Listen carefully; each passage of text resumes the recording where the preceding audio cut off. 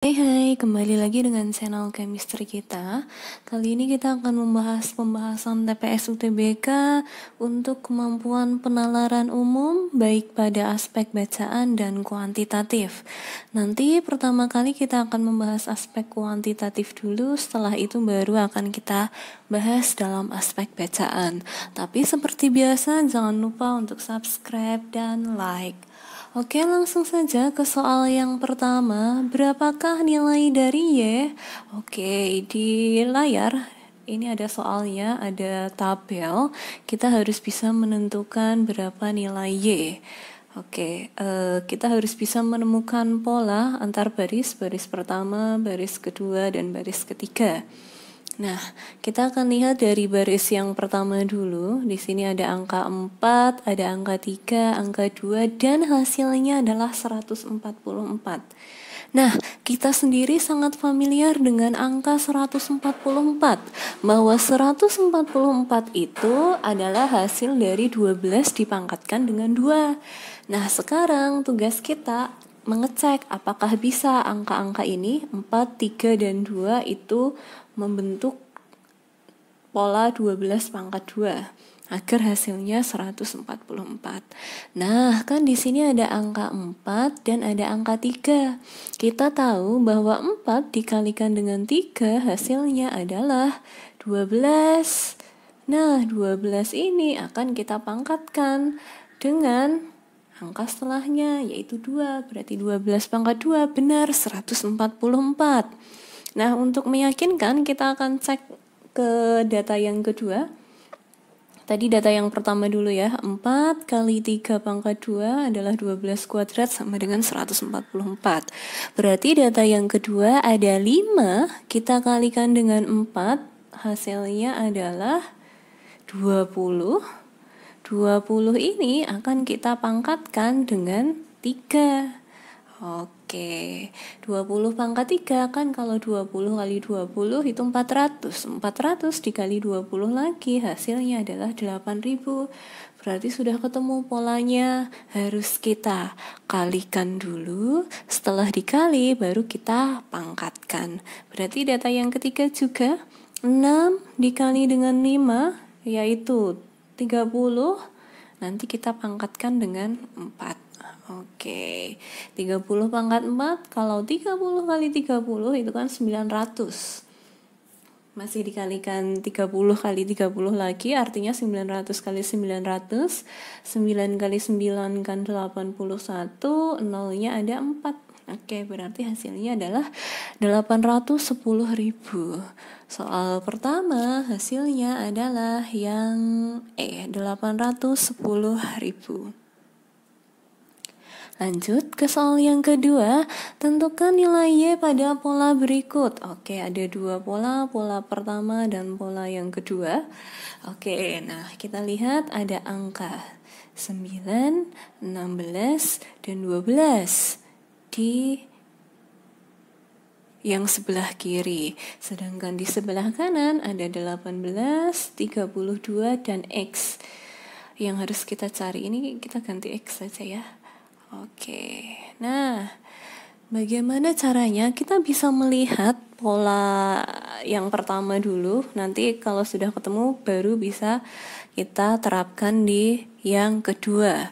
Tapi secara sekilas harusnya kita tahu, di sini terlihat jelas di sebelah kiri untuk yang pertama itu ada angka 9.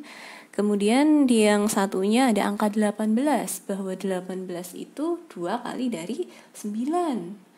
Nah, angka berikutnya adalah 16.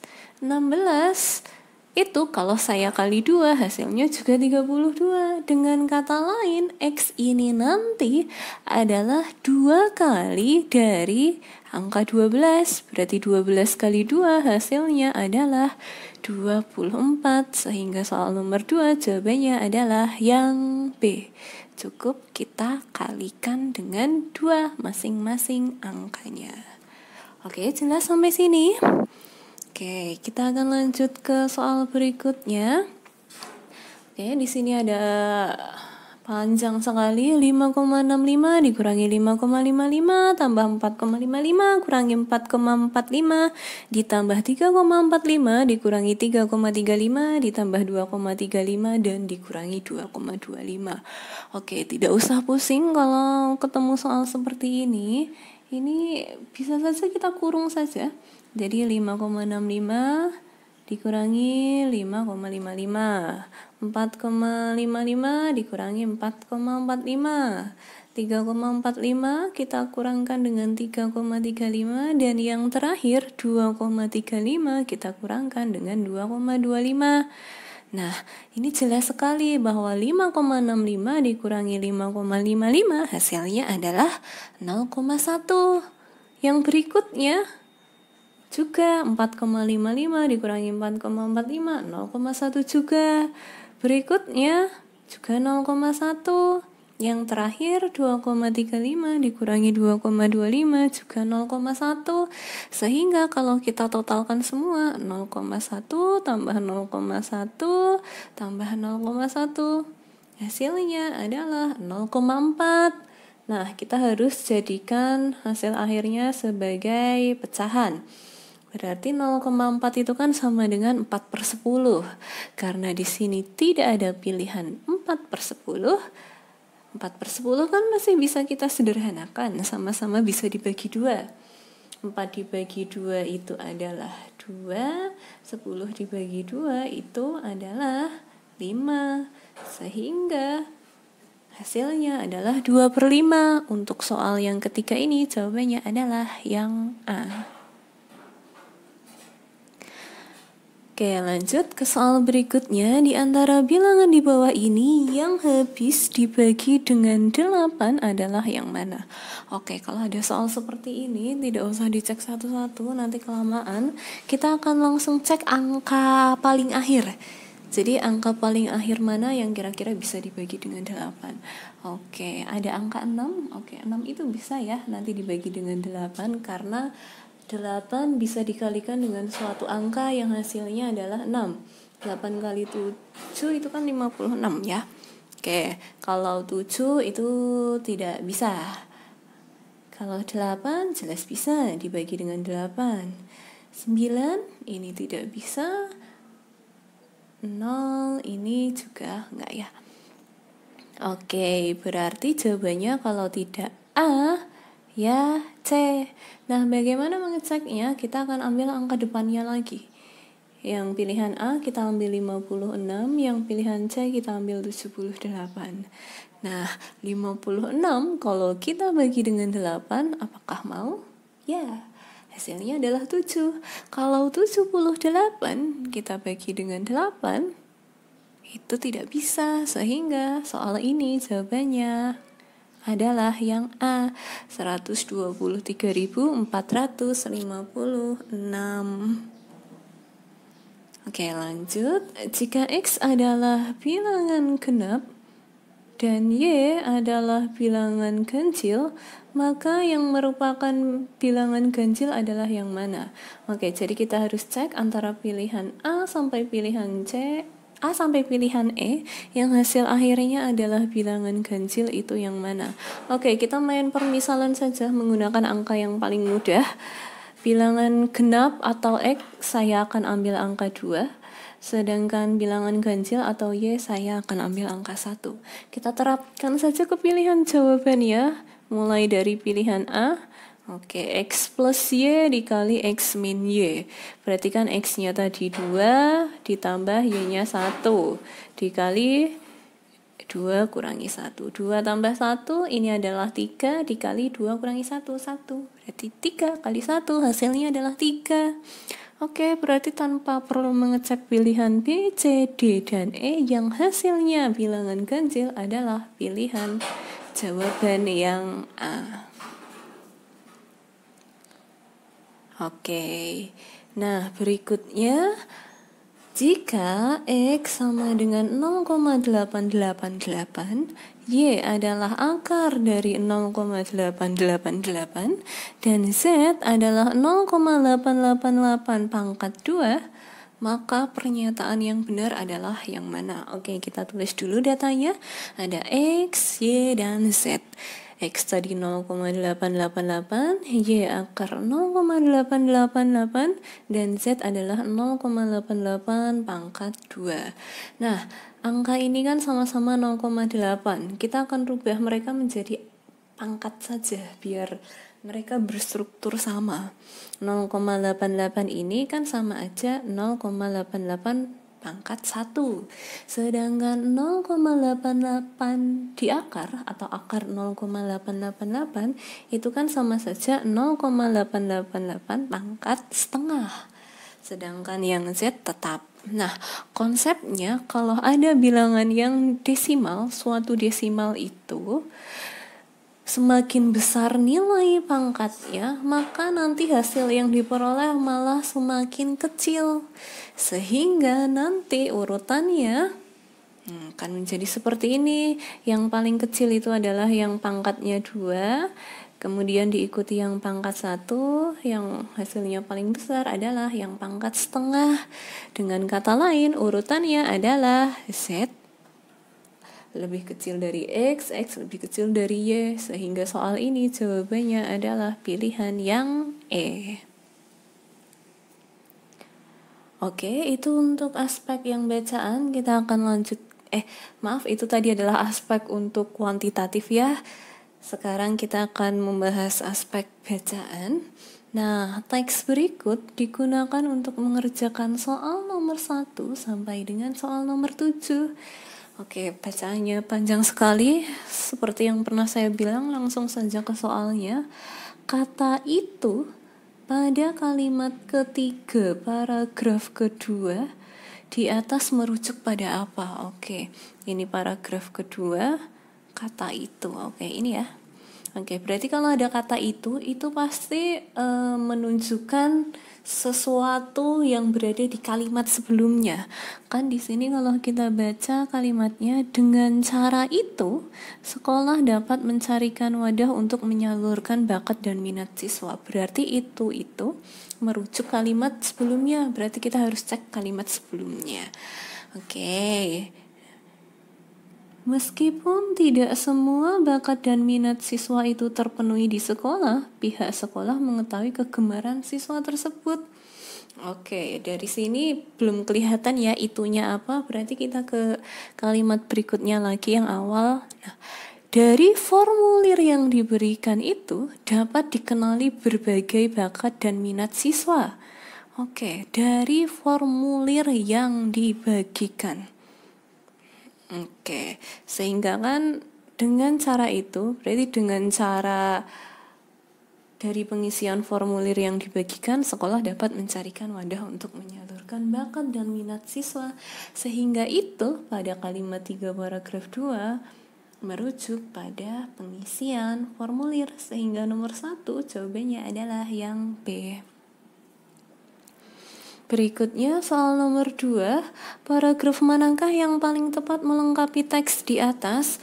Oke, karena pertanyaan nomor 2 ini diminta kalimat untuk tabel, jadi setelah tabel paragrafnya bagaimana, saya hanya menampilkan tabelnya saja, tidak usah kalian membaca paragraf sebelumnya, kita tinggal analisis tabelnya saja. Pilihan A, tabel di atas menunjukkan bahwa minat siswa dalam memilih ekstrakurikuler cenderung tidak stabil. Hal ini ditunjukkan dengan jumlah siswa pada setiap jenjang kelas yang tidak tetap, misalnya menyanyi dan seni peran. Oke, menyanyi dan seni peran. Oke, dalam menyanyi dari kelas 10 ke kelas 11, ada perubahan tapi tidak terlalu signifikan. Sedangkan kelas 11 ke kelas 12 ini cenderung stabil ya, antara 46 dan 44. Berarti pilihan A jelas tidak.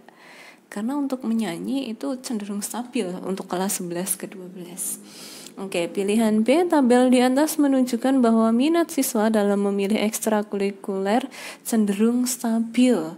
Hal ini ditunjukkan dengan jumlah siswa pada setiap jenjang kelas yang cenderung tetap, misalnya menyanyi dan melukis.